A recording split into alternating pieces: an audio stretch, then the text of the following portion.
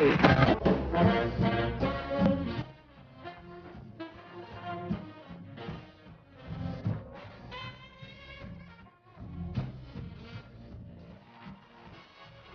There's no doubt about it, swing is back, with a universal appeal that is fast-moving across cultures and generations to become one of the hottest comebacks ever. Swing is also the catalyst behind a booming market for the retro look. From fashion, furnishings, and kitsch, anything and everything that looks old or is old is very hip. Swing has even generated its own new take on good old-fashioned music. Swing is suddenly everywhere, from the hottest clubs to high school gyms, and even the internet. It is both cool and wholesome, a confusing feeling to a world that thinks that everything that is fun must be bad for you. The fact that this latest fad is able to draw from such a wide range of age groups has impressed even Madison Avenue. Swing sells. So, as the second coming of swing begins to dance its way around the world, it raises the natural question: why?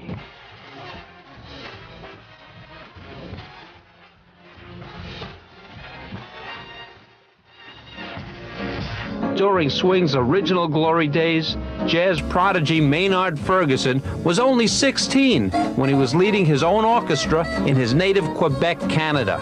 Once a month, this ballroom would bring in the great American jazz bands, in which case I would become not the main attraction, I would become what we now call the opening act. I opened for Count Basie, I opened for Duke Ellington, Stan Kenton, just about every named jazz band that ever existed. First of all, we have to remember the swing era included the commercial dance band. Their whole thing was to please the dancer. And those dancers, when they came, the show was really themselves. Right? They didn't really care what band. Just so that tempo was there, and it was swinging right along. And swing along they did. The oldest surviving dance form in modern swing was created in the late 1920s in Harlem's famous Savoy Ballroom. It was called the Lindy Hop, named in honor of Charles Lindbergh and his transatlantic flight. It was developed from dance moves which can be traced back to the first public dance halls in the early 1900s. There was no such thing until ragtime came along as a respectable public dance hall. Historian and author Ian Whitcomb has devoted his life to the studies of American pop culture, from ragtime to rock and roll, and has written several books on the subjects of music and dance. A recording artist as well, Ian first came to America as a pop star with a song that made it to the top 10 charts in 1965.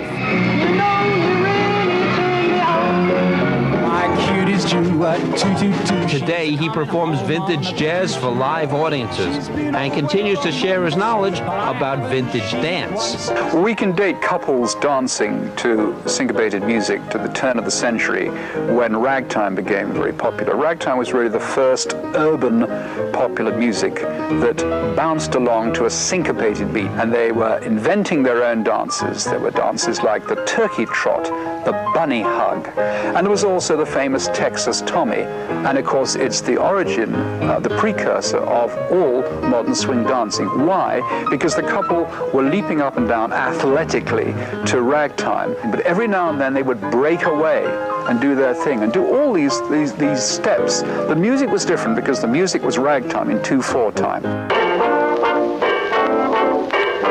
In the 1920s, ragtime changed its name to jazz, and it began having a more swingy beat in 4/4 time. By the late 20s, there was a dance developed, of course, named after the famous flyer, Lindbergh, the Lindy Hop. What were they doing? Just a refined version of the old Texas Tommy. The original Lindy Hop that was done in New York City was a little bit wild and a little bit showy and daring for the average man to try to execute. So out of Lindy Hop, social dancers created what was called the East Coast Swing. That's a 6-count dance that's done with similar variations to the Lindy Hop, but it just consists of a rock step to the right, a rock step to the left, and then a back step. and several patterns are executed with the partners, but it was more comfortable and a lot less complicated to do on a social dance floor.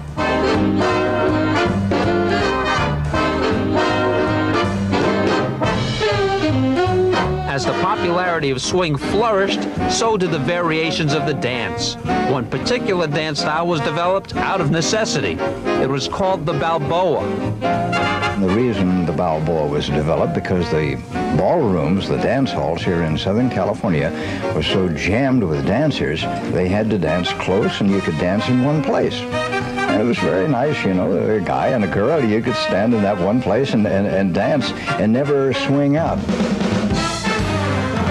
Today, dances once considered dead and gone are back, although with a few concessions to time and modern influence. From the combination of clothing from mixed eras to swing music that mixes the traditional with elements of rock, rap, and punk. The comeback of the traditional swing scene started in the mid-1980s. It was represented mainly by the music, dances, and fashions of the original swing years. It grew steadily into an underground movement, which assimilated well with two other scenes, the newly revived rockabilly set and the lounge and cigar set, where gin and tonics and martinis were mixed in together with an eclectic musical repertoire which included many 1940s and 50s dance songs. Together, these three scenes blended to form what many now consider the neo-swing scene. It became a bizarre alternative to the establishment, which in this case was alternative rock, rap, and hip-hop. Would you dance with me? And when the hit movie Swingers came out, the world was charmed by a lifestyle that most people never knew existed.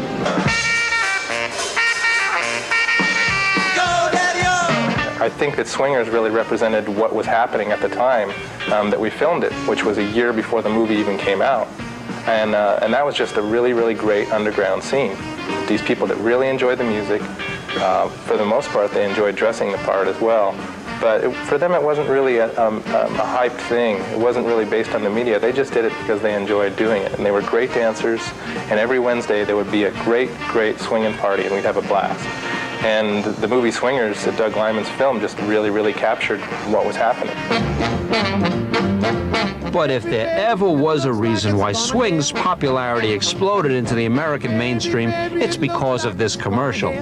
Using never-before-seen special effects, cool choreography, and an obscure but catchy tune by the legendary Louis Prima, this ad became famous.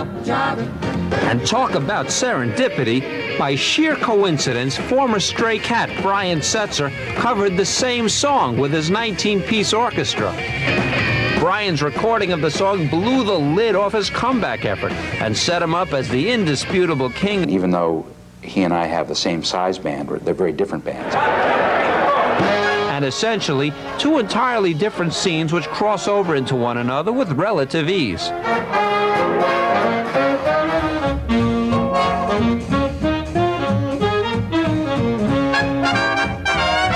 The music of Bill Elliott and his orchestra represents the standard swing scene, still considered underground, but definitely growing in popularity. The dances, like the music, are 1930s and 40s. More traditional, if you will. While the other scene is more like rock and roll. Big Bad Voodoo Daddy epitomizes the more popular and commercial scene.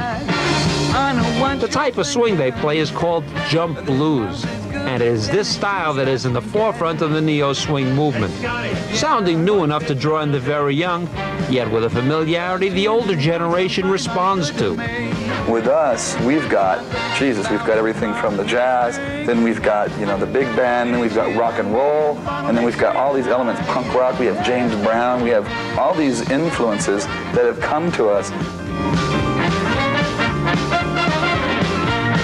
Actually, everybody comes to our gigs. I mean, we get kids, which is funny because the kids think this music is brand new, and then they'll take the CD home to their parents, and the parents will say, no, this isn't new, this is old. I've been listening to this for years. It's a really wide mix. I mean, it's really amazing. I mean, sometimes you'll see at our shows, you'll see a kid come out with their parents and their grandparents. I've seen 3 generations. But there are some things that never change, despite the differences in generations. Dancing was always a way for a girl to meet a man to meet a girl. This evening, had a pair of eyes a girl could adore. I'm telling you, the gent was heaven sent, swept me right off of the floor. Meeting the opposite sex. Swing provides an opportunity for casual social contact in an age of electronic isolation and sexual fear. Well, it's a partner dance, so you have to meet someone to be able to dance with them.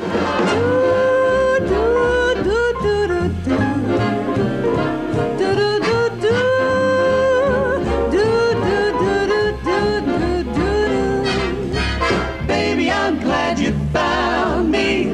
Put your arms right around me. I like it when we dance. Hip-hop, bebop obviously is a very individual dance. You don't really have physical contact, and I think that's something that is appealing to the people that are taking up swing dancing now. You can actually embrace your partner. You can communicate without, verbal communication. My name's Mark. It's my son Derek.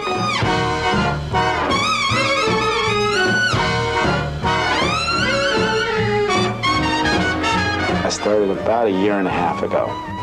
Took about 6 months of Badgering. Yeah, badgering and watching him sneak off every night to go to swing dance classes, and after a while decided to go and see what it was all about and fell in love with it.